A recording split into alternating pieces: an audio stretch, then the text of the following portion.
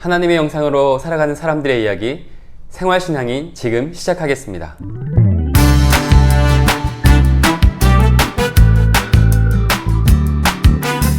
오늘은 이중직을 하고 계신 한 분을 찾아왔습니다. 주말에는 목회 사역을 하시고 또 평일에는 이렇게 카페를 운영하고 계신 우리 두현원 목사님을 소개해 드리겠습니다. 반갑습니다. 안녕하세요. 목사님. 네, 제가 서두에서 이중직이라고 표현은 했지만 목회자에게 모든 일은 목회 활동인 거잖아요. 네. 어떤 목회를 하고 계세요? 지금 저는 원래는 이제 교회에서 일반 사역을 했었는데 이후에 이제 특별한 계기도 있었고 과정도 있어서 주중에는 이제 카페에서요. 바로 카페에서. 여기죠? 네네. 네. 지금 여기서 하고 있고요. 주말에는 이제 교회에서 청소년부하고 청년부 담당하고 있어요. 어떻게 카페를 하게 되셨어요? 맨 처음에는 이제 어게인이라는 단체. 어게인. 네. 네. 어게인은 위기 청소년의 좋은 친구라는 모토를 가지고 어게인이라는 단체가 이제 만들어졌는데 그 어게인이라는 단체가 만들어지고 나서 이제 여러 사업들을 진행을 하려고 네. 이제 자문을 많이 구했었어요. 네, 네. 근데 어쨌든 청소년을 돕겠다라고 하는 취지 그 큰 틀에서는 이제 맞는데 이후로 구체적으로 이제 들어가려고 하다 보니까 무엇을 해야 될까 이제 여러 이제 청소년 사역을 먼저 했었던 목사님들에게 여쭤봤고 네. 근데 그 목사님들의 공통적인 의견 하나가 뭐였냐면 지금 어떤 청소년들을 보듬을 수 있는 생활시설 그러니까 먹고 자고 하는 것들은 어느 정도는 그래도 아이들에게 조금 다가갈 수 있는데 이후에 먹고 자고 하는 것 이후에 있는 다음 스텝을 밟으려고 하니까 아이들이 너무나 이제 그 지속적인 어떤 일을 잡을 구하기가 되게 힘들더라. 그러니까 그거는 이제 여러 가지 이유가 있는데 뭐 삶의 패턴이나 본인의 어떤 의지나 이런 것들에 대한 것들을 좀 고양시켜 줄 수 있는 무언가의 플랫폼이 좀 있으면 좋겠다라고 해서 그러면 후발주자로서 청소년 사역을 하는 어게인이 해야 될 일들은 아이들이 자립할 수 있는 자립 플랫폼을 만드는 게 중요하겠다라고 해서 이제 자립할 수 있는 소년희망공장이라는 그 프로젝트를 진행을 했었죠. 소년희망공장. 소년희망공장.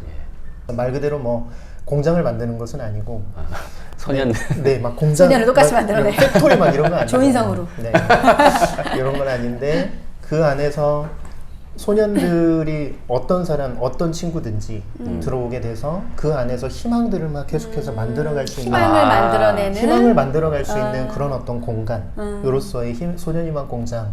그런데 왜 소년이죠? 소년은 없나요? 그게 넘어가셔요. 통칭이에요. 그러니까 스킵. 청소년은 아니잖아요. 그런 것처럼 청소년. 그렇죠. 네. 예. 이라고 해도 누구 뭐라고 하지 않는데 네. 목사님 좀 뭐라고 하시네요. 그러니까 그런 거 하나 민감하죠. 소년희망공 이럴 수는 없잖아요. 그래서 소년희망공장인데 그 소년희망공장에서 맨 처음에 이제 진행했었던 게 컵밥집.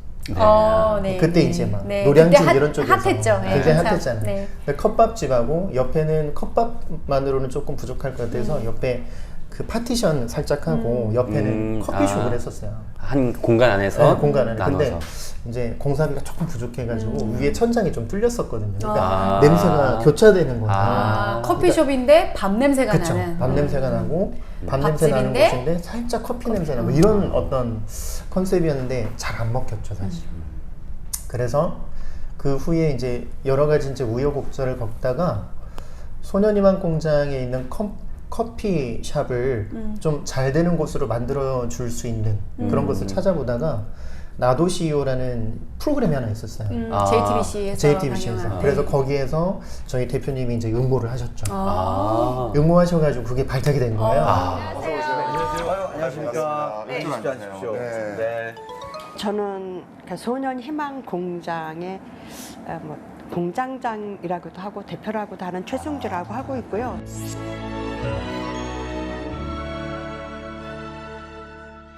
거기에 공장장님이신 거예요? 그렇게 가칭으로 붙인 거는 아이들한테 희망을 좀 주는 곳이었으면 좋겠다라고 해서 위기 청소년을 위험에서 구하기 위해 문을 연 곳이 소년희망공장이다. 근데 이제 그러고 나서 발탁이 되고 난데 정말 번갯불에 콩 구워 먹듯이 한 2주 안에 매장들이 컴포즈 커피로 만들어진 거예요. 와. 결정이 된 거예요. 결정이 돼서 그럼 컵밥집은 이제 운영을 안 하면서 아니면 컵밥집 별개 하면서 이제 그 카페 안에를 공간을 완전 분리를 했죠. 완전히 냄새도 안 넘어오게 하고. 그래서 거기에서 이제 매니저 역할 하면서 아이들 돌보면서 컴포즈 커피를 한 2년 정도 운영하다가 이제 저는 이제 강서로 넘어오게 된 거예요. 네. 거기는 아직도 이제 운영되고 있고 1호점이거든요. 아, 지금도 운영하고 있다? 운영하고 그렇죠. 있고. 여기는 이제 강서로 넘어와서 강서구에서 아이들 만나면서 2호점으로 운영되고 있는 거죠. 아, 그러면 이제 그거와 연관돼서 이 커피숍도 이 소년 희망 공장과 같은 어떤 모토로 시작하게 된 거고 어떻게 운영되고 있는지가 좀 궁금해요. 부천에 있는 1호점도 마찬가지인데 여기 있는 지역에 있는 청소년 상담복지센터하고 네. 연관이 돼 있어요. 아. 그러니까 업무 협약을 맺었고 여기에서 일하는 아이들, 그러니까 여기에서 추천받는 아이들은 강서구의 상담센터에 연계된 그러니까 학교 밖 아이들 학교 밖 또는 청소년들. 위기 청소년 네. 등등 이 친구들 중에서 추천을 받아서 저희 매장에서 이제 함께 일을 할 수 있도록 그럼 여기에서 일하는 청소년들이 다 그렇게 소개받은, 그렇죠. 추천받은 네, 청소년들이네요. 모두 다 그렇죠. 그러면 이제 우리 목사님을 제외한 모든 직원들이 학교 밖 청소년, 위기 청소년들로 네, 저하고 구성되어 있다. 매니저 한 분은 그냥 어른이에요. 매니저도 어른인데 이외에 나머지 4명 친구들은 다 이제 추천을 받는 아이들. 특별히 어떻게 목사님은 이제 일반 목회를 하시면서 위기 청소년 그리고 학교 밖 청소년에 대한 관심이 어떻게 생기게 됐는지가 좀 궁금하고 그래서 아예 전향이 된 거잖아요. 어떻게 보면 주된 업무가. 그래서 어떻게 관심을 하게 되는지 궁금하고 정확하게 학교 밖 청소년, 위기 청소년이라 함은 어떤 걸 말하는지 또 한번 얘기를 해주시겠어요? 일단 위기 청소년에 대한 이야기는 일단 그 학교 밖 청소년이라는 이런 용어를 사용을 하거든요. 근데 사실 이 학교 밖 청소년이라고 하면 뭔가 좀 이게 학교를 떠난 뭐 이런 어떤 부정적인 어떤 맞아요. 인식이 사실 좀 깔려 있긴 그래서 하거든요. 제가 한번 찾아봤어요. 학교 밖 청소년에게. 이게 어떤 법적 용어더라고요. 그러니까 어떤 제도권 안에서 그것을 벗어나거나 들어오지 못한 청소년들을 일컫는 일단 학교 밖 아이들은 학교를 말 그대로 제도권에 있는 학교를 떠난 아이들이에요. 근데 이 떠나게 되는 연유는 본인의 자의로 학교를 떠나기도 하지만 타의로 학교를 떠나는 아이들도 많아요.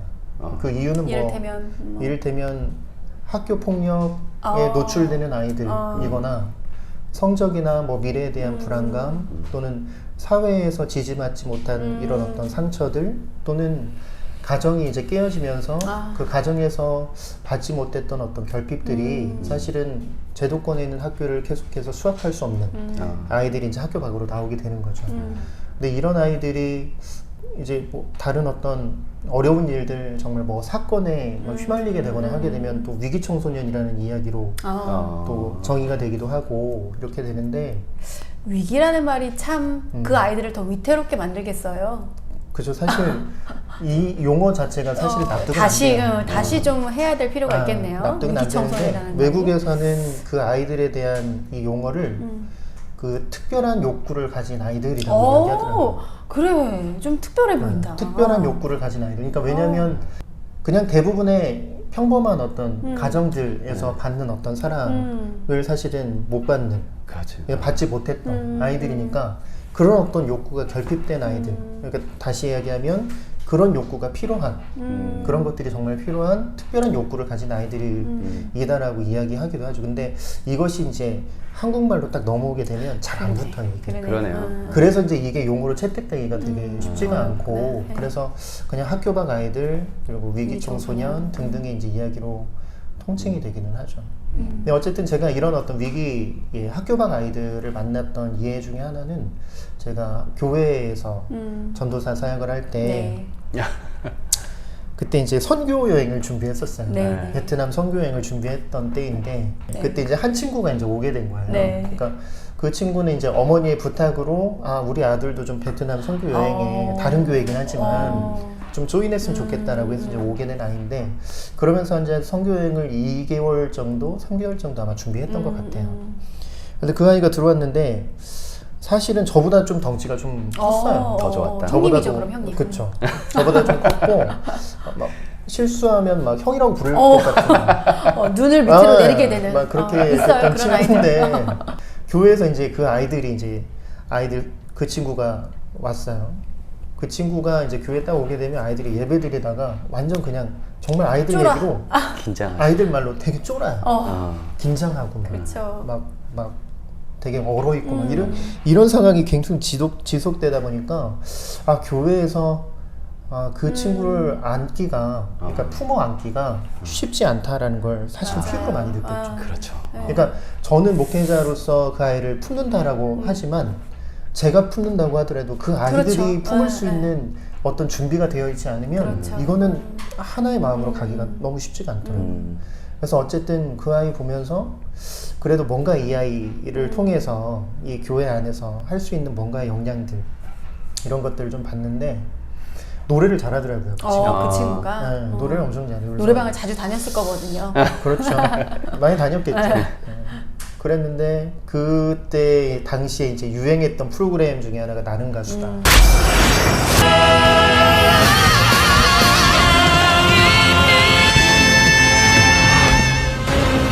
너무 재밌었잖아요. 네. 그래서 이제 저희도 이제 도입한 거예요. 우리는 나는 가수다 CCM 편. 해가지고. 교회에서 청소년들을 청소년부 데리고 아이들 이제 재밌었겠네. 프로그램으로 하나 해서 네. 아마 한 달 정도 아마 준비할 시간이 있었던 것 같아요. 아이들한테요. 신청곡 받고 막 상품도 있었나요? 상품 있죠. 당연히 커야죠 그때는 뭐 상품 상품이. 있는데 저는 막 상품 거창한 거 안 줘요. 그냥 뭐 화장실 이용권 뭐 이런 거 막 주고 막 이래요. 화장실 이용권. 무료 이용권. 어쨌든 그때 굉장히 대단한 선물들도 조금 걸었던 것 같고 아무튼 열의가 좀 대단했죠. 근데 그 친구도 거기에 이제 조인하기 시작하고 마음을 이제 내려놓기 시작했어요. 그래서 그 전날 그러니까 경연 대회의 마지막 이게 최종 발표 날 전날에 자정이 되기 30분 전에 전화가 온 거야. 걔한테 어디냐? 그랬더니 아 전사님 지금 어딘지 아세요? 맞춰보세요 이러는 거야. 그래서 어딘데? 그랬더니 아 공동묘지예요. 야 거길 왜 갔어? 그랬더니 아 전사님 내일 경연대회인데 이 정도 담력은 좀 키워야죠. 이러는 거야. 아 담력 키우기 위해서. 담력 키우기 위해서. 본인은 막 떨리는 거야. 전혀 안 떨리게 자세가 생겼는데. 남달라. 전혀 안 떨리게 생겼는데 떨린다는 거예요. 그래서 아 그래? 귀여워. 그만 헛짓거리하고 집에 들어가라. 내일 예배인데 빨리빨리 들어가가지고 딱 준비하고 딱 와라. 근데 다음날 딱 됐어. 왔게 안 할게. 왔겠죠. 못 왔어. 못 왔어. 그러니까 내가 빨리 들어가려고 했는데 한 새벽 3시까지 했나 봐요. 그래서 결국에 늦잠 자서 못 왔는데 아이고. 경연대회가 11시 시작해서 12시 한 반쯤에 끝났는데 12시 20분쯤에 왔어요. 그때 와가지고 막 엄청 씩씩대면서 근데 그때 이제 그 친구들도 4명을 데리고 왔었던 부흥된 상황이었거든요. 어깨가 같은 친구들? 같은 같은, 친구. 그래서 그 아이들 4명이 같이 한꺼번에 우르르 이제 예배 끝날 때쯤 딱 들어오니까 애들이 너무 분위기 좋았었는데 갑자기 다시 얼어버린 거야. 다시 얼어버린 거야. 그래서 딱 얼어가지고 들어왔는데 진짜 얘네들 때문에 막 못했어. 막 씩씩거리고 막 분위기 막 험상궂어지고 그래서 괜찮아. 들어와서 너 준비한 곡이 뭐야? 그때 항해사. 굉장히 어려운- 항해자 맞죠? 네. 그 노래. 맞아요. 엄청 높잖아요. 엄청 높죠. 멋부리면서 부르는데 이게 새끼손가락 세우면서. 그거를 이제 부르고 어쨌든 그렇게 아름답게 마무리가 됐어요. 근데 그런 어떤 여러 가지 이제 아이들과 함께 교감할 수 있는 그 아이가 잘하는 것들을 이제 계속해서 이야기하더라도 결국엔 사실은 그 아이는 교회에 잘 이렇게 들어오기가 쉽지. 녹아지지 못했던 경험들이 있죠. 근데 그때 많이 좀 느꼈던 것 같아요. 뭐냐면 아 교회가 이 아이들을 품기가 쉽지가 않구나. 그러면 어떻게 해야 될까? 저는 이제 그 그림 되게 좋아하거든요. 그 예수님이 있고 주변에 더 되게 막 그레이스라는 사진이죠. 정장 입고 막 되게 막 젠틀하고 이런 사람들이 있는 그림하고 예수님이 있는데 막 맞아요. 체인 힙합. 걸고 막 담배 막 이런 맞아요. 어떤 친구들 막 그레이스하고 막 그다음에 그림 그리고 그레이트 이런 그레이스 친구 이렇게 그쵸. 사진이었던 것 같아요. 그 사진을 되게 감명 깊게 기억하고 있는데 아마도 예수님이 다시 이곳에 오신다면 어디로 가실까? 저는 그 아이들에게 분명히 갈 거라고 생각했거든요. 맞아요. 네. 그 친구들 찾아가실 것 같은데 그럼 교회도 그 역할을 누군가는 해야 되지 않겠나 라고 하는 이런 마음들을 갖고 있었던 것 같아요. 그러면서 어게인 만났고 어게인 사역하면서 사실은 곁에서 이제 가까이서 그 아이들 보니까 진짜 그런 사랑이 필요해요. 정말 많이 필요하더라고요. 결국에는 사랑에 목말라서 그렇죠. 제도권 안으로 들어오지 않은 아이들이 대부분인 저는 거죠. 뭐 여러 가지 이제 결핍이 많이 있을 거라고 생각하는데 그 중에 가장 중요한 것 하나는 그 아이들을 끝까지 내 편이라고 이야기하는 그 한 사람이 되게 필요한 거예요. 근데 그 한 사람이 없는 아이들이 대부분이에요. 아이고야. 이제 목사님 기억하실지 모르겠는데 저희 교회에서도 저희가 좀 관심 있게 봤던 아이가 있었어요. 그래서 그 아이에게 많은 관심을 주고 그 아이가 학교를 잘 다닐 수 있게끔 굉장히 열심히 노력을 했어요. 저뿐만 아니라 우리 교사들 모두 그리고 뭐 교인들 모두가 열심히 했는데 쉽게 변하지 않는 거예요.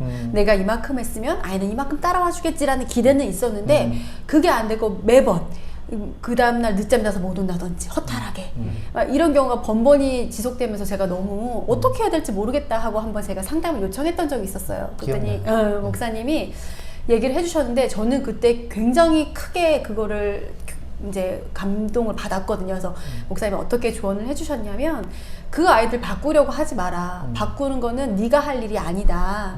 그리고 다만 너는 그 아이가 어려운 상황, 어떤 힘든 상황에 처했을 때 너라는 한 사람 기억해서 전화해 줄 수 있는 정도만 되면 너는 성공한 거다라고 얘기를 해주셨어요. 그래서 내가 너무 많은 것을 욕심을 부렸구나. 그래서 저도 욕심을 좀 내려놓게 됐고 지속적으로 그 아이와 관계를 하면서 그래 네가 힘들 때 나한테 전화해 줄 수 있는 그런 좀 버팀목 같은 그런 어른이 되어야겠다라고 좀 저도 방향을 수정했던 기억이 나요. 그래서 굉장히 큰 도움을 좀 받았었는데 그런 어른이 좀 없었다라는 거죠. 위기 청소년 아이들한테는. 그렇죠. 만났던 대부분의 아이들은 그런 어른을 못 만났던 아이들이에요.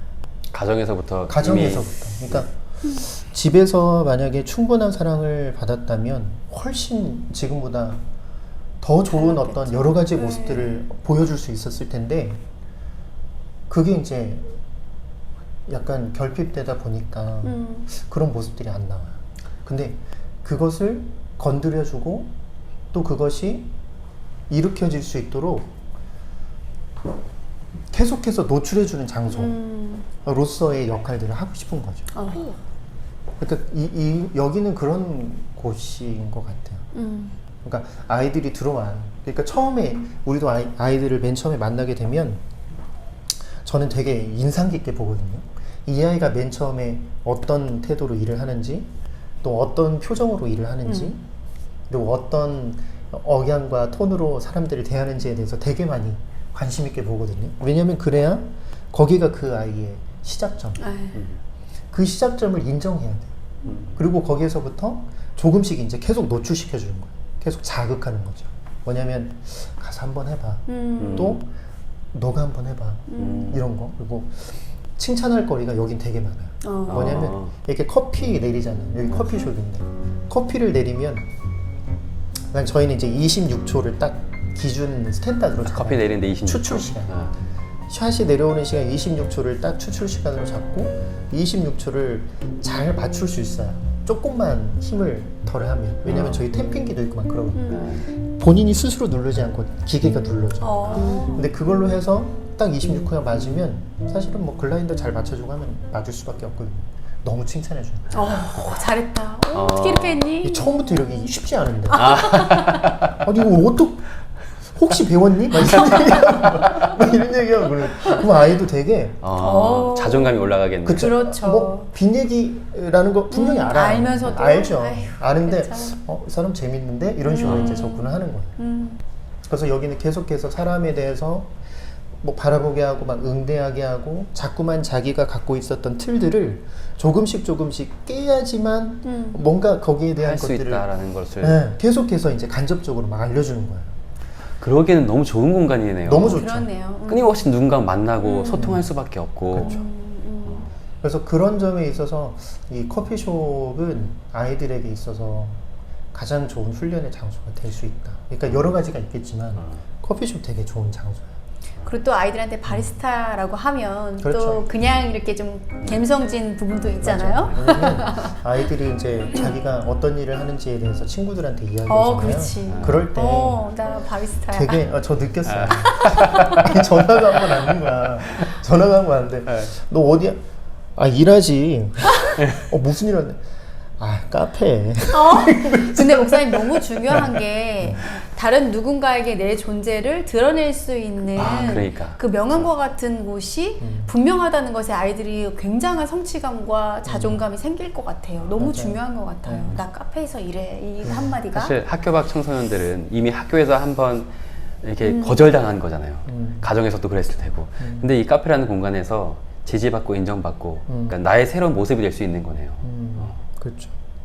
그래서 그런 훈련을 하기에는 정말 최적의 장소인 것 같아요. 근데 소년희망 공장 맨 처음에 했었을 때랑 그 후에 이제 시행착오를 자꾸 겪었던 것 중에 하나가 이제 종목이 계속 바뀌었거든요. 그때 컵밥집 할 때 아이들이 그때는 정말 어려운 아이들이었어요. 제가 겪기에도. 왜냐면 저도 처음이었고 아이들도 그러한 어떤 플랫폼에서 일해본 곳이 너무 처음인 거예요. 근데 그 친구들이 이제 소년원에서 갓 이제 출소한 친구들, 소년원에서 이제 나왔던 애들, 진짜 날것의 아이들. 진짜 막 막 야생의 아이들. 그 있잖아요. 그 아이를 만난 거야. 근데 그때도 인상 깊었던 내용들이 있는데 그 아이들이 이제 막 이런 거야. 막 단체 주문이 있어요. 컵밥이 내일 250개가 나가야 돼요. 단체 주문으로 컵밥으로. 그러면 밥만 몇 번을 해야 되는지 몰라요. 그래서 그때 막 새벽 5시, 막 6시 막 이렇게 모여서 납품이 이제 10시에 출발해야 되니까 그렇게 하는데 야 내일 무조건 늦으면 안 돼. 니들 일찍 자 일찍. 그래가지고 막 기숙사도 바로 앞 건물에 막 기숙사도 해주고.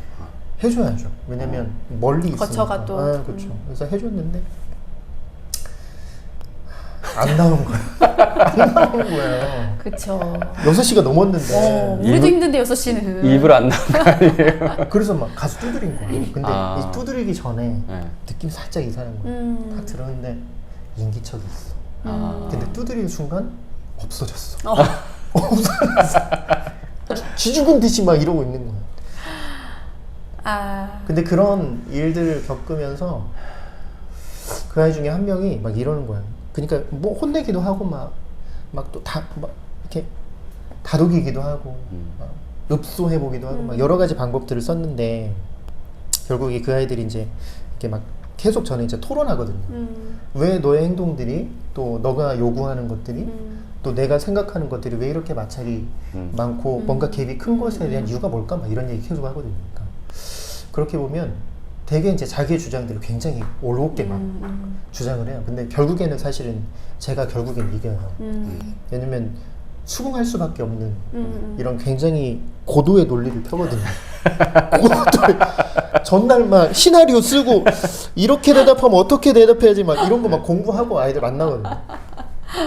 만나는데 나중에 이제 그런 얘기하는 이제 그만둘 때쯤에 이런 얘기를 하는데 근데 사무국장님 제가 한 가지 느낀 거는 뭐냐면 예전에는 그런 문제나 충돌되는 어른과의 어떤 의견 마찰이 있을 때 대부분의 어른들은 화를 내거나 나를 때리거나 했는데 사무국장님은 계속해서 말로 우리를 막 설득시키고 하는 게 좀 존중받는 느낌이었다. 그러니까 그 얘기 듣고 나서 너무 막 마음이 막 먹먹한 그랬겠어요. 너무 먹먹한 거. 그러니까 일방적으로 우리는 가르치고 훈계랍시고 하는 어떤 행동들이 그 아이들에게 얼마나 큰 자존감을 깎이는 일이었는지 우리는 모르죠, 어른들은. 근데 이제 계속해서 지속적으로 설득하고 하는 과정이 참 존중받는 느낌이었다. 네. 그게 이제 한 1년여 정도 계속해서 아이들하고 만났던 충돌했던 그런 과정들이 있었는데 마지막에 그 얘기를 하니까 내가 아이들을 어떻게 대해야 되는지 알겠다. 그러니까 이 아이를 뭔가 내가 고치거나 막 변화시키거나 바꾸거나 하는 이런 어떤 대상이 아니라 들어주고 공감해주고 이해해주면서 존중해줘야 될 대상이구나라는 걸 너무 그때 많이 느낀 거예요. 너무 중요한 것 같아요. 굉장히 중요했죠. 소통하고 이야기하는 좀 수평적 관계. 마찬가지로 이 컴포스 커피도 그렇게 아이들과 계속 지속적으로 대화를 하고 이렇게 운영을 하고 계시는 거죠. 근데 목사님 진짜 목회네요. 그러니까. 그렇죠. 정말 목회네요. 그렇게 생각 한 영혼에 집중하는 거 참 목회네요. 너무 어려워요. 그러니까 그 아이를 지켜보고 관찰하는 시간들이 좀 길어지면 길어질수록 아이에게 접근하는 시간들은 빨라지더라고요. 이 아이들도 이곳에서 일하면서 기대하는 바가 있지 않을까 싶기도 한데 어떠세요?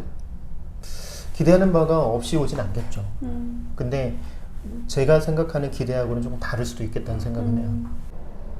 아마도 경제적인 기대가 있어요. 그렇겠죠. 왜냐하면 가장 필요한 기본적인 것이거든요. 그러니까 이게 없는 순간 아이들이 위험에 노출될 경우의 수가 너무 많아요. 그러니까 대부분 사실은 위기 청소년이 되는 그 루트가 맨 처음에 가정을 나오잖아요. 네. 근데 그 가정을 나온다는 것은 사실은 본인의 스스로 막 이렇게 나오는 그런 것도 있지만 결국 대부분은 탈출하는 아이들이 많아요. 그렇죠. 그러니까 가정의 환경, 가정의 어떤 막 모순들, 막 결핍 이런 것들이 결국에는 나올 수밖에 없는 환경을 만들었고, 그리고 나오고 나면 이제 며칠은 좀 살 수 있겠죠. 네. 그러다가 생계, 그러니까 먹고 자는 것에 대한 욕구를 어쨌든 충족을 시켜줘야 되니까 그러다 보니까 같은 부류에 있는 아이들 만나기 시작해요.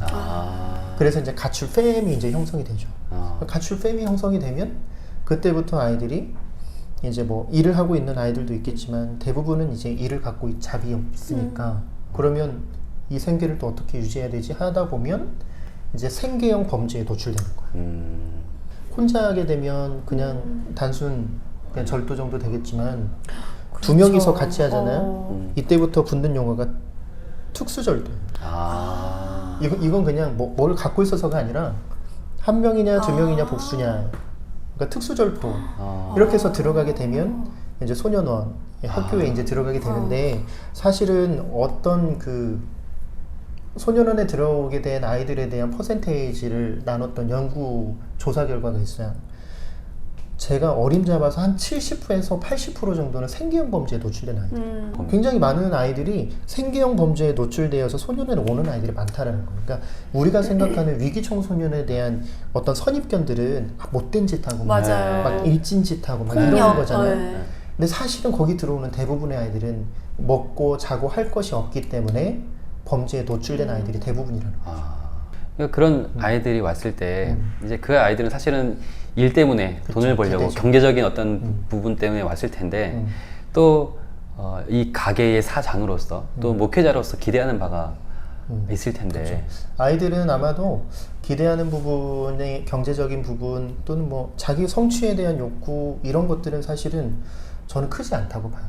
자기 성취에 대한 욕구는 크지 않다. 크지 않다. 그 아이들한테는. 왜냐하면 그러니까 예전에 단체에 있을 때 학교 밖 아이들, 위기 청소년 아이들을 좀 모아서 이 아이들의 직업을 찾아줄 수 있는 프로젝트를 한번 진행한 적이 있어요.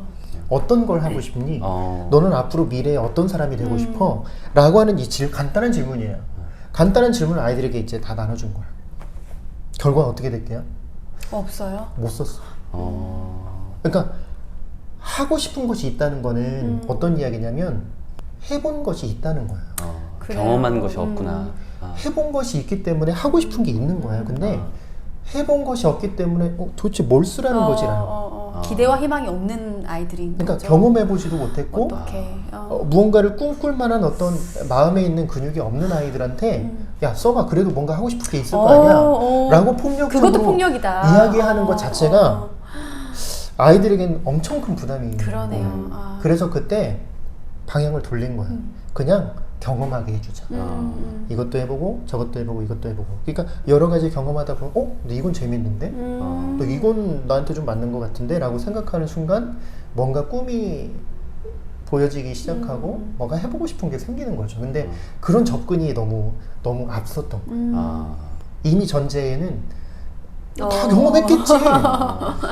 꿈꾸는 게 있겠지. 라고 하는 이런 것으로 하다 보니까 그때 엄청 많이 사실은 충격을 받았죠. 그랬네요. 저는 그런 어떤 경험을 하다 보니까 아이들이 자기 성취에 대한 뭔가 더 발전하기 위한 뭔가의 계기로 이 소년희망 공장에 들어온다? 사실은 그 아이는 소년희망 공장 안 들어와도 될 아이일 가능성이 높아요.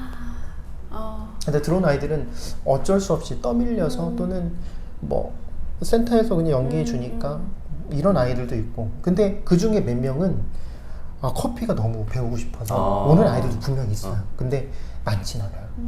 그러니까 그런 것 같아요. 아이들에게는 어쨌든 돈이라는, 그러니까 자기의 생계에 있어서 최소한의 용돈, 그러니까 범죄에 노출되지 않을 범위 내에서의 용돈을 벌고 싶고자 하는 어떤 기대가 있겠지만, 저는 이제 그런 아이들에게 있어서의 기대는 이 아이가 어디를 가든지, 그러니까 이곳을 떠나서 어디에 알바 자리를 구하든지 어떤 잡을 갖든지 여기에서 배운 그 정직함, 그리고 성실함, 그리고 사람을 대할 때의 그 거리낌 없이 편안하게 대할 수 있는 그런 마음들이 여기에서 전제되어서 나갈 수 있다면 이 아이는 어디 가서든지 잘할 수 있는 아이가 되는 거예요.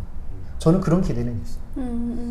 근데 보통 이제 저도 여러 가지 프로그램을 진행한다거나 누구를 만난다거나 할 때 어떤 나도 모르게 기대를 가지게 되거든요. 그럼요. 이 기대를 내려놓는 거, 이게 너무 중요하겠네. 그리고 그 기대를 어떤 목적 지향점이 아니라 그냥 그 그냥 안에서 사람에 찾아가는 대한 거. 기대? 사람에 대한 기대. 그런 기대죠. 근데 이것도 저는 시행착오를 겪었기 때문에 이렇게 되는 거예요. 그럴 것 같아요. 맞아. 처음에 이제 단체를 이제 그 대표님과 만들게 됐을 때 사실 그런 마음이었어요. 제 안에 있는 기대는 어떤 거였냐면 되게 컸어요. 이 아이, 그 날것의 아이들이 왔을 때 변화시켜서 바뀌어. 막 1년, 2년 안에 막 목사님 되고 막 바뀌어. 침성도 맞아. 막. 그래서 이 아이가 전도하고. 이 신학교 아이가 보내고 이거 너무 같고 그건 너무 같고 여기에서 일하면서 일하는 방법, 맞아요. 사람을 대하는 방법을 너무나 잘 알아서 소년희망 공장이 또 생기게 되면 거기에 매니저로 가라. 그래서 또 거기에서 오는 아이들 네가 경험이 있으니까 잘 이렇게 올려서 취업해서 너와 같은 또 다른 누군가가 생길 수 있도록 매니지먼트를 할 수 있는 사람이 되는 것이 이제 목표였죠. 근데 이제 그런 어떤 이상 기대를 갖고 아이들을 만났을 때 새벽 6시가 됐는데 안 나오는 아이들, 문을 두드려도 나오지 않는 아이들, 이 아이들의 잠은 깼으나 나오지 않는 갭이 너무 큰 거야. 그때 너무 마음적으로 내가 뭐 하고 있는 거지? 막 이런 어떤 힘든 마음의 고뇌가 좀 있었던 것 같아요. 그러면서 제가 마음이 좀 편해진 계기는 무엇이었냐면, 그러면 목표를 좀 하향 조정하자. 마음속에서 하향 조정하자. 내가 이 아이와 함께 일을 하고 있을 때, 또 만나면서 관계를 갖고 있을 때 범죄에 일단 노출되지 않고, 그러니까 여기에서 최소한 노출되지 않고 본인의 지금의 모습보다 다른 곳에 나갔을 때 어디에서든지 자신의 맡겨진 일들을 잘 할 수 있는 그런 어떤 아이로 훈련시키는 장소로서, 훈련의 과정 중에 그 과정으로서. 그리고 후에 이 아이가 어디에 나가서 힘든 일이 있거나 어려움에 처하게 됐을 때 전화할 수 있는 어른 하나 정도 만들 수 있는 장소로서의 역할이면 좋겠다라고 마음을 먹는 순간 아이들을 바라보게 되는 거예요. 그 전에는 되게 아이들이 미웠어요. 엄청 미웠어요. 근데 사실은 그 처음의 것은 그 아이가 잘 됐으면 하는 마음이기도 하지만 우리의 욕심이기도 한 거네요. 사실은 정확히 내 얘기하면 그 욕심인 얘기예요. 거네요. 단체도 만들었고 뭐 목사이기도 하고 신생 단체. 우리는 청소년계의 월드비전이 된다. 이런 어떤 어른의 사실은 욕심이었을 수 있죠. 근데 그거를 좀 내려다보고 아이들 자체에 대한 기대로 사실은 생각하다 보니까 아이들을 선대할 수 있게 된 거예요. 그러니까 믿지 않는 거예요. 왜냐면 내가 갖고 있는 너에 대한 기대는 원대한 게 아니라 그냥 이거야. 네가 출근 잘하는 거, 시간 맞춰서 와주는 거, 26초를 내리는 거, 손님에게 톤을 좀 높여서 이거 자체면 훌륭해. 오늘 끝. 잘했어. 나 100점 줄게. 이런 게 되는 거예요. 그러니까 그런 마음이 저 스스로에게 되게 많은 큰 전환점이 되었던 것 같아요. 그러니까 저도 사실은 목회자로서 교회에 목회를 해나가는 과정에서 똑같은 마음인 것 같아요. 처음 왔을 때는 어떤 높은 기대치를 가지고 부흥시켜야지, 어떻게 잘 해봐야지, 사람들에게 굉장한 좋은 무언가를 제공해야지. 그런데 지난 3년간 그런 것들이 조금 조절되는 그런 과정이었던 것 같고 그렇다면 이 청소년들을 위한 그 아이들에 관한 목회를 하면서 내 안에 그러니까 식어지지 않는 사실은 끊임없는 또 실망도 있을 테고 좌절감도 맛봤을 테고 어떻게 그것을 유지해 나갈 수 있을까요? 계속해서 아이들과 또 청소년 사역을 할 수 있는 동력. 그냥 저는 뭔가 힘이 있어서 하는 것 같진 않아요. 그냥 전 재밌어요. 그냥 이렇게 제가 그냥 잘 생각해봤는데 제가 대학교 때부터 잘했던 거 중에 하나는 노는 거였어요. 진짜로 노는 거를 너무 잘해요. 인정합니다. 그쵸? 노는 걸 너무 좋아했고 네. 놀았는데 근데 뭔가 어느 순간 내가 즐기면서 놀고 있다는 느낌이 들지 않았을 때 되게 힘들었던 것 같아요. 어게인에서의 사역을 했을 때도 나 재밌게 아이들하고 일하고 있어 라는 느낌보다 나 되게 열심히 살고 있어. 되게 바쁘게 시간도 막 다 쪼개서 막 엄청 열심히 하고 있어 라고 하는 느낌은 들었는데 즐기고 있다는 생각 못 들었어요. 근데 그 이후로 이제 2호점을 내고 나서 조금씩 스물스물 드는 생각이 나 진짜 재밌게 놀 수 있겠는데 이런 거였어요. 그러면서 지금 놀고 있거든요. 진짜 놀고 계세요? 애들하고 엄청 재밌게 놀고 있어요. 그러니까 저는 이제 장난기가 되게 많은 많으시죠? 어른인데 애들한테 이게 장난 툭툭 던질 때 애들 되게 막 처음에 되게 이상한 사람으로 봐요. 근데 애들이 목사님인 거 알아요? 일하는 그러니까 아직 모르는 애들 있어요. 아 정말? 모르는 애들 있어요. 얘기를 안 그러니까 하셨구나. 오픈하지 않죠. 근데 오래 일했던 애들은 이게 처음에 반응이 그랬어요. 근데 있잖아, 건우야, 나 목사다. 네?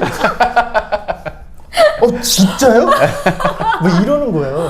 그러니까 그 정도로 평소에 그냥 봤던 그런 목사 이미지는 아니거든요. 그러니까 사실 저도 이제 그런 틀을 좀 깨려고 많이 노력했던 것 같아요. 그러니까 여기 왔는데 사실은 여긴 사업장이에요. 그렇죠. 그냥 직장이고 그러니까 사회에 나와 있는 한 그 구성원으로서의 그냥 그 역할들을 해야 되는 사장의 역할들을 해야 되는 장소거든요. 근데 교역자로서 교회에서 일을 많이 오랫동안 그래도 꽤 오랫동안 하다 보니까 여기 와서 내가 이런 것까지 목사인데 이것도 해야 되나? 막 이런 거 있어요. 있죠. 막 돈을 막 만지고 그렇죠. 또 막- 이득을 생각을 해야 되고 이 금액을 돈이 없다고 그냥 줄 수도 있지 이런 거는 목사 마인드고 여기서 정확하게 맞아요. 야, 내 네. 아이들 인건비도 맞아. 줘야 되고 뭐도 해야 가게세도 되고 나가지고 500원 더 내셔야 돼요 라고 이야기할 수 있는 마음으로 전환되는데 시간이 필요하더라고요. 나 아직도 틀을 못 깼나 봐. 자꾸만 그 틀을 깨고 내가 목회자로서의 이런 어떤 이미지를 벗고 그냥 사장으로서 네가 할 수 있는 최선이 뭐야? 라고 하는 걸 스스로 한번 물어보고 싶었던 것 같아요. 그런 느낌도 있어요. 기대했는데 제가 정직하고 제가 정확하게 일을 하면 아이들도 분명 자기 일을 할 때 제 모습을 아마 그렇죠. 보면서 스케치하게 되죠. 보면서 아마 결국은 보는 것이 경험인 맞아요. 거잖아요. 네. 볼 거라고 생각했어요. 그래서 저도 애들이 옆에서 보고 있으면 이거 써도 될 것 같은데 막 못 쓰는 거야. 못 쓰는 거야. 맛이 없을 것 같으니까. 뭐 그런 것에서부터 진짜 하나하나 그냥 기본을 정말 정확하게 있는 그대로의 룰들을 지키면서 계속 그 모습을 유지해 나가는 것 자체가 아이들에게 굉장히 큰 도전이 될 수 있겠구나. 그런 어른들 만나기가 쉽지가 않잖아요. 없죠. 예. 그래서 저도 스스로 이제 그럴 때는 내가 목사인데 뭐 이런 생각은 해요.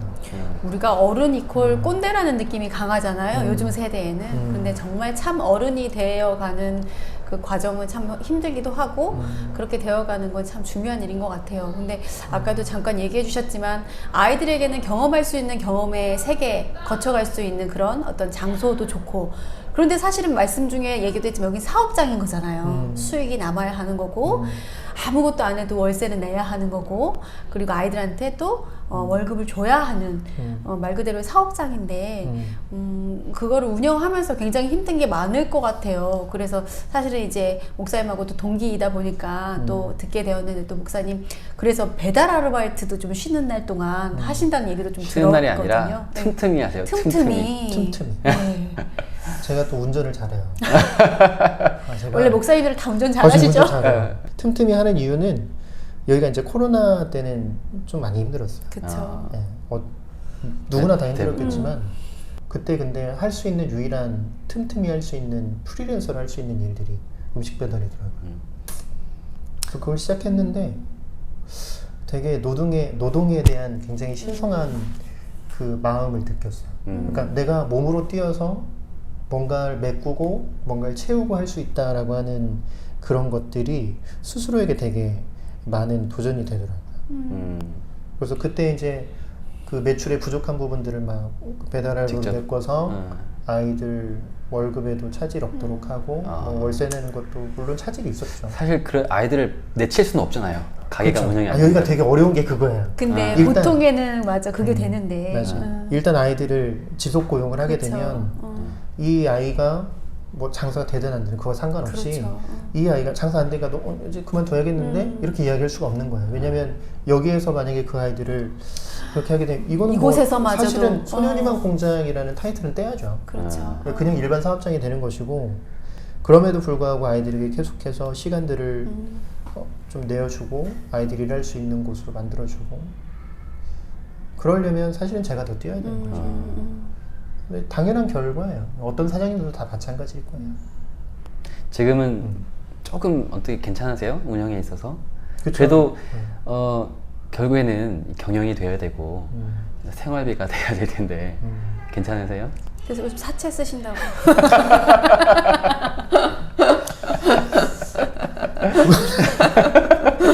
누구한테 들었어요? 사채까지는 아니고 이제 중저금리로 해가지고 아무튼 대단하십니다. 그 원칙과 그 가진 어떤 사명감을 잊지 않고 그거를 하려고 몸으로 직접 뛰는 거는 많은 이렇게 사장님들이 좀 보셨으면 좋겠네요. 물론 그분들도 아 근데 고충이 있지만. 요즘에 사장님들 많이 하세요. 많이 하시더라고요. 그리고 진짜 좋은 사장님들도 너무 많고. 저도 이제 그런 사장님들에 비하면 사실 이제 뭐 시작한 이제 갓 어린 사장이긴 하지만 그래도 어쨌든 아이들이 일하겠다고 하고 여기에서 용돈을 벌어가고 최소의 생계비를 유지하는 그 아이들의 시간만큼은 좀 지켜주고 싶고 그리고 저도 또 가장이기 때문에 저도 이제 균형이 되게 필요한 것 그렇죠. 같아요. 예전에 선배 어른 목회자들은 사실 가정보다 교회 사역이 그렇죠. 되게 엄청 큰 네, 비중을 예전엔 더 그랬죠. 갖고 있었잖아요. 그러니까 그분들의 희생과 헌신 때문에 한국 교회가 많이 커왔고 지금의 이제 교회의 모습들을 유지하고 있는데 사실 요즘 세대는 사실 가정도 맞아요. 많이 바뀌었죠. 사역이라고 이야기할 만큼 맞아요. 그러니까 가정 사역과 교회 사역에 대한 이 굉장히 좋은 균형을 갖고 있는 것이 매우 중요하지 않겠냐. 그래서 집에다도 열심히 알바하고 또 가져다 주려고 노력하고 제가 이제 아이들한테 하는 것 중에 하나가 뭔가 이 일이 저질러졌을 때 절대 티내지 말아요. 야 절대 당황하지 마. 여기에서 네가 당황하는 순간 앞에 있는 손님들이 눈치채기 시작해. 눈치채지 않게. 그렇게 하고 뭔가 엎거나 막 우유를 막 쏟거나 하잖아요. 그러면 막 소리 나고 막 피하게 된단 말이에요. 그러면 저희는 이제 원칙이 하나 있어. 쏟은 사람은 다른 데로 가. 그리고 그 옆에 있던 사람이 치우기. 너무 중요한 거네요. 중요한 것 같아요. 그렇게 치우기. 그래야 티가 안 나. 보통은 우리 살아가는 이 현실 세계 속에서는 네가 손가락질 잘못했으면 네가 해결해. 잘못된 그 그렇지. 누가 잘못했는지 찾게 되고 맞아. 또 희생양을 만들고 그렇지. 그래야만 다른 사람이 편안해진다는 생각을 갖고 있는데 근데 여기에서는 그래서 애들이 요즘에는 쏟고 그냥 가. 그러면 옆에 진짜 왜 그러냐? 야 진짜 왜 그러냐 너? 이렇게 막 깎고 막 그런단 말이에요. 그래서 여기서는 되게 그런 게 재밌어요. 그래서 저도 이제 쏟거든요. 그리고 어린이지만 저도 뭐 숙련된 아까 보셨죠? 막 쏟는 거. 이럴 때 그냥 저도 가요. 그러면 점잖네 진짜. 이렇게 막 닦아요. 그러니까 되게 분위기가 재밌어요. 그러니까 그런 재미있는 요소들을 많이 이렇게 심어놨어요. 너무 중요한 것, 너무 귀한 일인 것 같아요. 내 잘못을 다른 사람이 덮어줄 수 그러네. 있다라는 것은 아름답습니다. 옆에 사람. 작은 교회와 같네요. 어떻게 보면 교회에서 하지 못하는 일들을 더 잘하고 있네요. 참 부럽기도 하고 많이 배워가기도 하고 참 닮아갔으면 좋겠다라는 생각이 들고요. 그래도 우리 이렇게 여기서 일하는 직원들, 그러니까 학교 밖 청소년, 위기 청소년들이 보통 인생들은 아니잖아요. 짧게 살았으나 저희보다 더 많은 경험들이 있을 텐데 그 아이들과 일하면서 좀 즐겁거나 아니면 하여튼 기억에 그런 남는. 기억에 남는 에피소드가 있을까요? 이 두 가지를 한 번에 이야기할 수 있는 친구가 하나 있어요. 아 그래요? 기대돼. 그냥 병철이라고 할게요. 병철이를 처음 만났을 때 1호점에서 만났던 애야. 병철이 그때 나이가 22살 정도 됐던 것 같아. 나이가 적지 않았어. 근데 되게 몸이 왜소했고 어. 얼굴도 좀 까무잡잡했고 약간 딱 봐도 아, 집 밖에 잘 안 나갔던 애 같은데 이런 느낌이 있어. 근데 그 아이가 병철이가 왔는데 보통 우리가 이야기할 때 눈 마주치면서 이야기하잖아요. 그건 되게 건강한 거야. 네. 눈을 마주치는 건 내가 동등하게 널 생각하고 있어라고 하는 또 다른 어떤 제스처이기도 한데 그 아이는 땅만 봤어요. 땅만 보고 힐끔힐끔 쳐다보는 그런 어떤 아이 컨택이 전혀 되지 않는 그런 아이였고 나중에 이제 들어봤을 때 그 아이의 유일한 소원이 먼지처럼 없어지는 거야. 어머나. 아, 가슴 세상에서. 아프다. 아, 세상에서 아무도 모르게 아. 먼지처럼 없어지는 게 자기의 인생의 꿈인 거야. 그러니까 그런 꿈을 갖고 있는 아이 병철이를 만났어요. 아휴. 그러니까 그 아이와 시작했을 때는 아무것도 안 됐어요. 그러니까 아. 뭐 응대를 하거나 뭐 커피를 내릴 때 막 자신감도 없고 뭔가 칭찬해 줄 거리가 전혀 없는 막 그런 아이. 근데 그 아이하고 이제 계속 이제 일을 하기 시작했는데 더디긴 하지만 조금씩 막 보이기 시작한 거예요. 그 아이가. 근데 시간이 오래 걸리긴 했죠. 네. 그래서 기대도 크게 하지 않았고 그냥 그 아이 옆에서 저는 이제 그거 잘하니까 막 이렇게 장난치고 막 이렇게 건들고 안 건든 척하고 되게 사소한 건데 뭐 이래요. 왜 되게 별거 아니거든요. 이렇게 해서 가니까 이제 장난인 줄 아는 거야. 네. 근데 그러면서 조금씩 이제 막 뭔가 스킨십도 하고 막 그렇게 했는데 이 아이가 그대로 이제 몸에 대한 어떤 건강함과 마음에 대한 건강함이 사실은 같이 가야 되거든요. 그래서 대표님의 처방 중에 하나가 이 아이 주짓수 좀 배우게 하자. 주짓수. 주짓수. 굉장히 과격하거든요. 그러니까요. 그 어게인에서 4호점 인천에 있는 주짓수 관장님이 저희하고 조인해가지고 네. 이제 주짓수를 가르쳐주기 시작한 거예요. 그래서 주짓수를 하는데 굉장히 막 쭈뼛쭈뼛 하겠죠. 처음에 막 이걸 해야 되나 막 이렇게 하고 막 그랬었는데 본인도 하겠다는 의지가 있었어요? 사실은 의지가 자의반 없죠.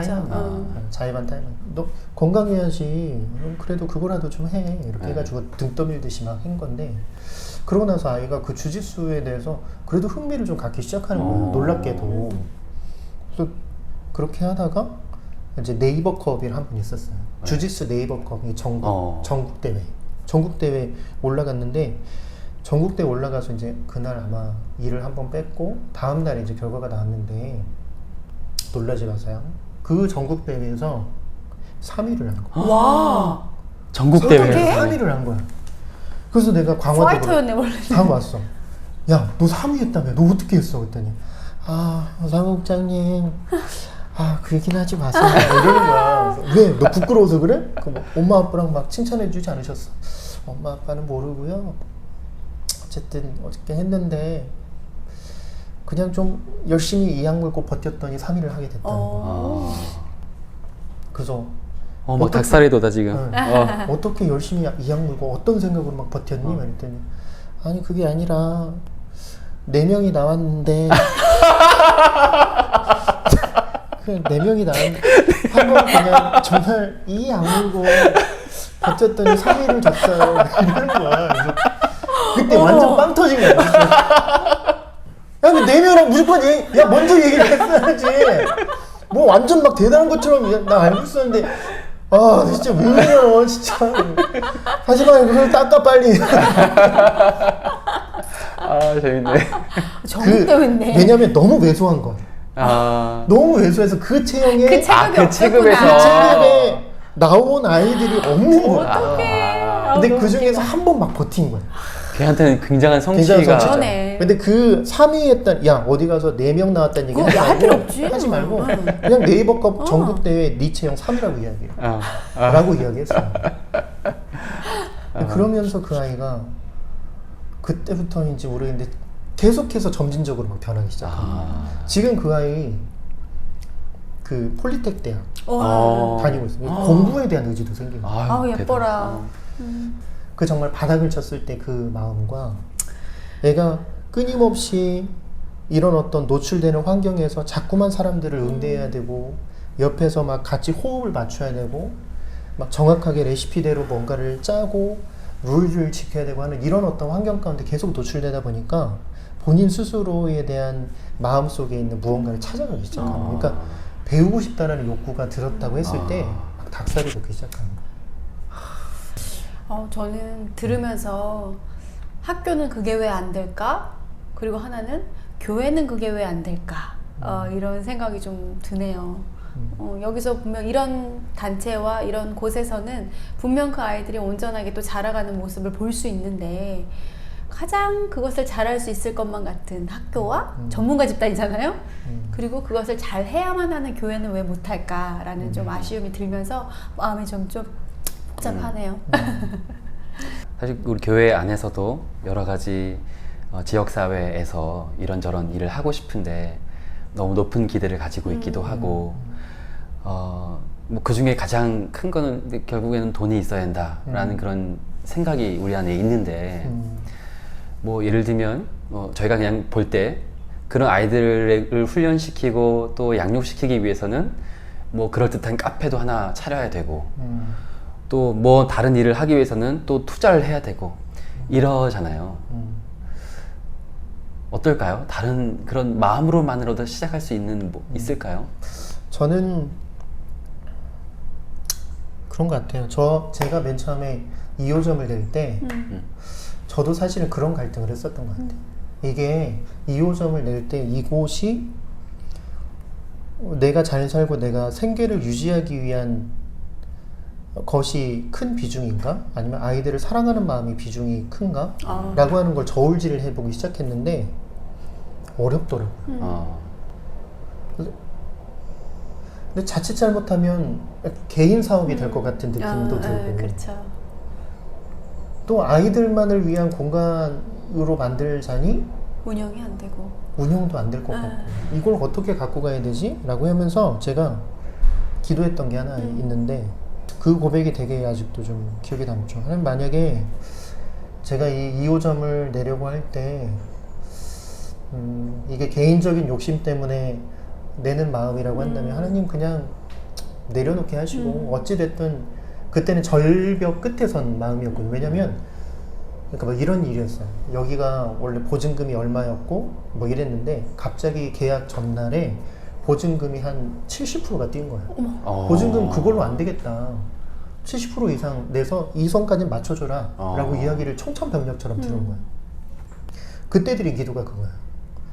전 잘 모르겠어요. 지금 이제 할 수 있는 방법이 아무것도 없고 이미 뭐 끌어올 때 다 끌어와서 우리는 모든 것들을 다 이제 됐다라고 생각했는데 그게 아니라 오히려 그거보다 더 많은 금액들을 준비해야 된다라고 하니까 납작 엎드릴 수밖에 없는 상황이었거든요. 그래서 그날 잠을 못 잤고 새벽에 드렸던 기도, 하나님 제가 진짜 이게 아이들을 위한 공간으로서 하나님 쓰시고자 하기 위해서 하나님 정말 필요해서 저에게 주시는 거라면 어떻게 해서든지 만들어 주시고 제가 제 욕심 때문에 나 잘 살고자 하기 위한 마음 때문에 하는 거라고 생각이 드신다면 제가 정말 그런 마음이라면 하나님 그냥 내려놓고 교회 사역 더 할 수 있게 해주시면 돼요. 저 그냥 그렇게 생각할게요 라고 이야기하고 이제 다음날을 기다렸단 말이죠. 다음날 오후인가 전화가 온 거예요. 근데 컴포즈 본사에서 이 커피숍의 본사. 본사에서 그 부족한 부분들은 우리가 차용을 할 테니 일단 내는 것으로 하시죠 이렇게 얘기하는 거예요. 근데 저는 그게 하나님이 보내주신 음성이라는 그렇죠. 거였어요. 사실은 커피 브랜드 본사에서 그렇게 하기가 쉽지 않잖아요. 한 가게에. 그쵸. 그렇죠? 그거는 없었던 일이에요. 없었던 일이었고 근데 그러고 나서 너무 놀란 거예요. 그때 진짜 너무나 크게 깨달은 거예요.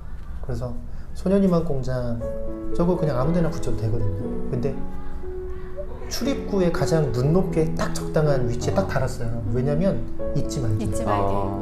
잊지 말자. 여기는 영리 목적을 위한 그런 취지가 아니라는 걸 꼭 기억했으면 좋겠다. 그러니까 얘들은 어떻게 잘라요. 제가 뛰는 거죠. 그러니까 그런 연유하고 되게 맞물려 있는데 아까 말씀하셨듯이 돈도 있어야 되고 뭐도 있어야 된다라고 그거는 시작점이 무엇이냐가 가장 중요한 것 같아요. 아이들을 위한 것이라면 그 아이들의 상황과 아이들의 그 시작점을 정확하게 바라보는 것이 중요해요. 그러니까 이 아이들 위에 서서 얘네들 도와주려면 뭐 이렇게 하면 되겠는데가 아니라 그 아이의 시선을 맞춰서 이 아이와 뭘 할 수 있지를 먼저 고민한다면 그것이 돈이라면 돈 모아셔야죠. 무조건 모아서 해야죠. 근데 분명 돈으로 결론 짓지는 않아요. 돈이 먼저가 아닌 것 같아요. 근데 그들과 함께 할 수 있는 무언가의 따스한 행동들, 마음들, 그리고 그와 함께 할 수 있는 나눔들이 전제가 되지 않으면 위에서 아래로 내려꽂는 방식의 어떤 그 아이들의 도움은 사실은 아이들도 알아요. 그게 마음이 전제되어 있지 않으면 이게 되게 일시적인 거라는 거, 그리고 이게 지속되지 않을 거라는 거 되게 잘 알거든요. 이런 거에는 교회로 얘기하면 교회가 이쯤 되면 어떤 선한 일을 해야지가 첫 출발이 아니라 울고 있는 자, 지금 힘들어하는 자를 보는 게 먼저겠네요. 그렇죠. 그리고 그들이 무엇을 필요로 하는가, 그리고 우리 교회는 그들에게 무엇을 해줄 수 있을까, 그들과 어떻게 함께 할 수 있을까를 먼저 선한 마음을 다져나가는 게 제일 중요하겠네요. 그렇죠. 교회를 보면. 그렇죠. 그러니까 어떤 목적을 가지고 이미 다 차려놓은 밥상에 누가 데리고 오려고 할 게 아니라 그렇죠. 그냥 가서 반찬 한두 개는 같이 먹기 시작하고 나눌 수 있는 그런 마음인 것 같네요. 이건 돈이 목적이 아니잖아요. 그러니까 그거는 최소한 필요한 것들을 채워주는 목적인 것이지 아이들과 함께 시선을 같이 하고 마음을 공감하고 누군가 어른이 되어주고 하는 이런 것들은 사실은 돈이 그렇게 큰 비중을 차지하지 않는다 라고 하는 이야기를 좀 네. 나눠보고 싶은 거죠. 중요하네요. 그러면 혹시 앞으로 계속해서 뭐 기대하는 것, 준비하는 게 있을까요? 저 개인적인 꿈은 이런 매장들을 이런 비슷한 취지와 내용들을 가진 매장을 좀 더 만들어가면 좋겠다는 생각들은 해요. 그런 꿈들을 좀 꾸거든요. 그러니까 또 좋은 디렉팅을 해줄 수 있으실 것 같아요. 여기 이제 강서구니까 또 다른 어떤 지역에 또 가면 또 있지 않을까 그런 생각도 다음 내게 된다면 일산으로. 일산죠? 일산 보건소 앞에. 목사님 사실은 저희가 이제 굉장히 친분이 있는데 사실은 우리 교우들은 뭐 잠깐 봐서 모르지만 굉장히 재미있으시고 또 뭐 너무 다 잘하시는 게 많으시거든요. 찬양도 잘하시고 말씀도 잘하시고 뭐 너무너무 잘하시는 게 많아서 저희 교회 꼭 초대하고 싶은 목사님 중에 1번이에요, 목사님. 그래서 뭐 지금은 목사님이 지금 이제 바쁘시고 또 저희도 코로나 가운데여서 만나지 못하지만 조금 이렇게 풀리게 되고 여유롭게 좀 되면 꼭 한번 저희 교회에 오셔서 이곳의 이야기, 그 아이들의 이야기, 또 사람에 관한 이야기를 좀 들려주시면 정말 좋겠다라는 생각이 들어요. 좀 네. 와주실 수 있으시죠? 그럼요. 아마 실망을 많이 하실 텐데 아무튼 가서 정말 궁금한, 그러니까 여기에서 이제 저희가 이야기했던 거니까 만약 성도님들이 궁금해하는 것이 있다면 제가 아는 범위 내에서 최선을 다해서 이야기 나눠 재밌겠다 그런 생각도 네. 하게 네. 됩니다. 막간 가게 홍보 좀. 강서구 마곡나루에 오시면 한번 들려주세요. 네. 그리고 이거 생활신앙인. 네, 생활신앙. 그러니까 생활신앙인 프로그램 보고 왔다라고 하시면 또 제가 또 서비스. 커피 가격은 어떻게 되죠? 커피 가격은 다 싸요. 1,500원. 너무 싸요. 3개만 갖고. 동전 3개. 네, 오늘 귀한 시간 내주셔서 감사합니다. 감사합니다. 다음에 저희 교회에서 한번 뵙겠습니다. 네, 뵙겠습니다. 감사합니다, 네, 목사님. 네. 그러니까 소라는 사실 혼자 사는 1인 가구의 아이거든요. 그러니까 어렸을 때 아버지와는 이혼을 한 것 같고 이후에 이제 엄마는 고등학교 때 여였어요. 질병 때문에. 얘가 사이버 대학에서 공부를 하고 있는데 항상 이제 공부를 잘해서 장학금을 받았었던 상황이었는데 한 번은 그 시험 기간을 놓친 거예요. 근데 사이버 대학교는 시험 기간 놓치면 다시 시험 볼 수가 없거든요. 그래서 그 다음 학기에는 거의 이제 등록금을 스스로 마련해야 되는 상황인데 마련할 수 있는 방법이 없었나 봐요. 그래서 혼자 끙끙 앓다가 내일 모레 다음 주가 이제 마감인데 오늘까지 아무런 방법이 찾지 못하니까 저에게 이제 와서 카드를 만들 수 있는 방법을 좀 알려달라고. 그래서 왜 만들려고 하니 했더니 자기가 학교 장학금을 못 받아서 마련을 해야 되는데 돈은 없고 카드를 분할 납부를 할 수 있다니까 그걸 만들면 좀 등록금을 낼 수 있겠다라고 생각을 했다는 거예요. 근데 카드가 발급하는 기간이 그렇게 짧지 않잖아요. 그래서 저도 이제 고민하다가 어떻게 해야 되지 생각하면서 하루를 지냈는데 그 다음 날에 저희 교회에 권사님이 한 분 계세요. 강서구에 계신 권사님인데 그 권사님 통해서 어떤 소식을 들었냐면 자기 아는 지인 중에 한 분이 월드비전에 아는 그 장학위원으로 연결해서 아이들 추천해 줄 수 있는 그 역할을 하는 분인데 그분이 전화가 와서 혹시 강서구에 등록금이나 장학금 줘야 되는 상황에 있는 청소년이나 청년이 있으면 얘기를 해달라는 추천을 받았다는 거예요. 그래서 너무나 잘 됐다고. 그래서 제가 소라를 바로 추천해가지고 소라의 장학금의 일부가 또 충당이 된 거예요. 그러니까 참 놀랍더라고요.